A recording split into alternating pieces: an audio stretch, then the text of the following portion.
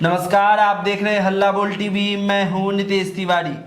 तेजस्वी यादव पर भाजपा कार्यकर्ताओं ने पैम्पलेट्स फेंके हैं और रोड शो के दौरान बीजेपी और आरजेडी दोनों आमने सामने थे। क्या है पूरा मामला, हमें बताएंगे हल्ला बोल टीवी के editor in chief Deepak Sharma. देखिए, जो आज रोड शो के दौरान हुआ है वो बेहद टकराव वाली स्थिति बन गई। तेजस्वी यादव का रोड शो चल रहा था और उस दौरान भारतीय जनता पार्टी और राजद के कार्यकर्ता आमने सामने आ गए और हमारे संवाददाता ने जो हमें खबर भेजी है उसके मुताबिक वहाँ टकराव की स्थिति बन गई। दोनों एक दूसरे के खिलाफ नारेबाजी करने लगे। बीजेपी कार्यकर्ताओं का रोड शो और तेजस्वी यादव का रोड शो आमने सामने आ गया। दोनों तरफ से नारेबाजी होने लगी एक दूसरे के खिलाफ। यहाँ तक तो ठीक था, लेकिन उसके बाद बीजेपी कार्यकर्ताओं ने तेजस्वी यादव की तरफ पैम्पलेट्स फेंके और इससे वहाँ टकराव की स्थिति बन गई।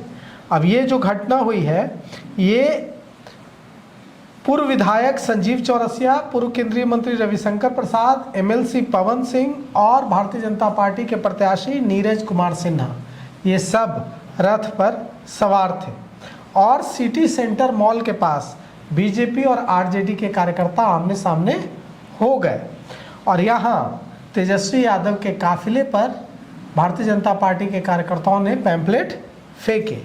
कुछ समय के लिए वहाँ टकराव की स्थिति बन गई, क्योंकि एक तरफ तेजस्वी यादव थे, दूसरी तरफ पवन सिंह, नीरज सिन्हा, रविशंकर प्रसाद और दीघा विधायक संजीव चौरसिया बीजेपी की तरफ से थे।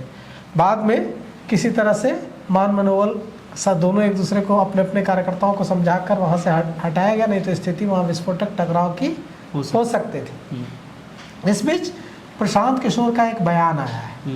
प्रशांत किशोर ने कहा है कि नीतीश कुमार का जो वीडियो जारी किया गया है वो फेक है और अगर यह भारतीय जनता पार्टी साबित कर दे कि यह जो वीडियो है नीतीश कुमार का सही वीडियो है, एआई से बनाया गया वीडियो नहीं है जिसमें वे बांकीपुर में नीरज सिन्हा को वोट देने की अपील कर रहे हैं, तो मैं 2 दिन बचे हैं, मैं अपनी दावेदारी वापस ले लूँगा। अब इसके बाद वहाँ माहौल टकरावपूर्ण हो रहा है लगातार। अब चुनाव प्रचार तो खत्म हो गया, आज शाम, आज आखिरी दिन था चुनाव प्रचार का, अब परसों चुनाव है, लेकिन वहाँ स्थिति एकदम विस्फोटक हो रही है, क्योंकि रेखा गुप्ता पूरे चुनाव में कमज़ोर पड़ती दिख रही थी। तेजस्वी यादव थे नहीं और तेजस्वी यादव की जो गैर मौजूदगी थी इसे प्रशांत किशोर के समर्थक इस रूप में पोर्ट्रे कर रहे थे कि तेजस्वी यादव ने प्रशांत किशोर को समर्थन दे दिया है।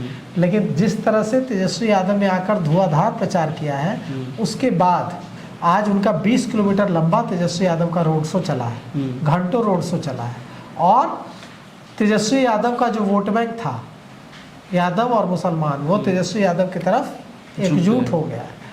और प्रशांत किशोर जिन्हें लग रहा था कि तेजस्वी यादव की अनुपस्थिति से यह मैसेज जाएगा कि तेजस्वी यादव प्रशांत किशोर को समर्थन दे रहे हैं इसीलिए वे गायब हैं, वो भ्रम टूट गया।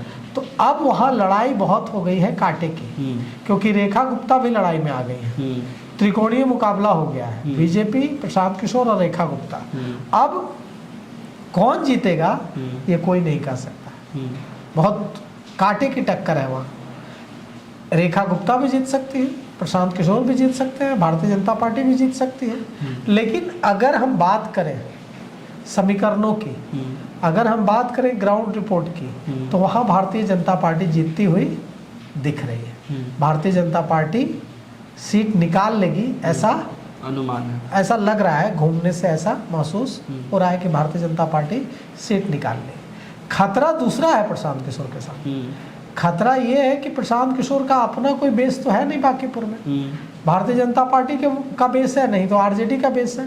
अगर भारतीय जनता पार्टी का बेस भारतीय जनता पार्टी के पास चला गया और आरजेडी का बेस आरजेडी के पास चला गया, तो प्रशांत किशोर के पास पिछले चुनाव में वहाँ से वंदना को जो 7,000 के आसपास वोट मिले थे, उसका डबल करते करते प्रशांत किशोर की सांसें फूल जाएगी। मतलब 15-20 हज़ार वोट लाना मुश्किल हो जाएगा, क्योंकि वोटर जो है वो तेजस्वी के यादव के आने से पहले कंफ्यूज हो रहा था कि हम प्रशांत किशोर को वोट दें कि रेखा गुप्ता को वोट दें, लेकिन तेजस्वी यादव ने आकर जिस तरह से एग्रेसिव कैंपेन किया है, इसके बाद अब तेजस्वी यादव का वोटर तेजस्वी यादव के पास चला गया है और इससे यह प्रशांत किशोर के लिए बहुत नुकसानदेह है। तो आपको क्या लग रहा है कि इस बार बांकेपुर में जीत किसकी होगी? आप हमें कमेंट करके बताइए और तमाम अपडेट के लिए देखते रहिए हल्ला बोल टीवी। शुक्रिया।